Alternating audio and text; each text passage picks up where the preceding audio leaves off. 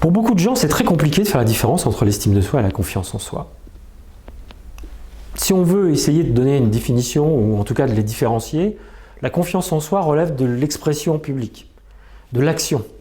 L'estime de soi, c'est réellement ce qu'on pense soi-même de soi. Vous savez, cette petite voix, quand vous montez sur scène, si un jour ça vous est arrivé, vous devez monter sur scène, ou vous devez faire un exposé, et puis juste avant de commencer, vous avez dans votre tête un certain nombre de petites phrases qui vous arrivent. Vous savez, ce sont des petites phrases qui vous disent oh, « j'espère que le projecteur ne va pas tomber en panne ». Mince, j'ai oublié la clé USB sur laquelle j'ai mis ma présentation. Zut, j'ai oublié complètement ce que je devais dire en introduction. Vous savez, ce genre de petites phrases qui sont relativement négatives et destructrices.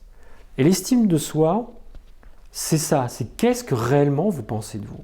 Et je pense que avant d'avoir, ou en tout cas si on a vraiment envie d'avoir une bonne confiance en soi, on doit d'abord commencer à avoir une bonne estime de soi. Et l'estime de soi, c'est qu'est-ce que réellement je pense de moi. Ce que je pense de moi, c'est ce que les autres disent sur moi, ou c'est réellement ma propre pensée qui est fondée sur ma propre expérience. Et on va se rendre compte que cette question n'est pas si évidente que ça.